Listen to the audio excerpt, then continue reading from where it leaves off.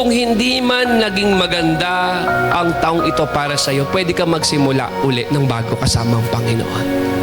Amin po ba doon? Andiyan po tayo? Huwag mong dalhin ang kabiguan ng kahapon para harapin ang bagong taon. Yes, iwanan mo na yan. Tingin ko, hindi naging okay sa akin ang 2025. Okay, sige.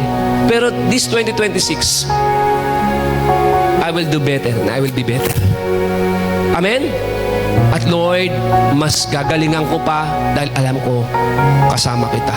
Kung sa tingin mo nag-slow down ka this year, okay lang.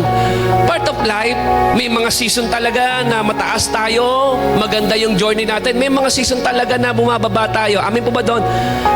It's a lifelong journey. Pero si God, lagi, ang ganda lang kasi kung bakit mayroong bagong taon, isa tong hudyat sa atin na pwede uling magsimula. Tama po ba doon? Nagkamali ka man kahapon, pwede pa uling bumangon at magsimula. Hindi mo naging maganda ang taon mo, pwede ka uling magsimula, sumubok uli. Maybe this year, iba na ang maging resulta. Tama? Nabigo ka, may tinayo kang negosyo, hindi kumita. Maybe this year. Tama mo ba doon? Kasi kung hindi ka nasusubok, yun ang pinakapagkabigo mo. Hindi ka nabigo nung ikaw ay bumagsak. Tama mo ba doon?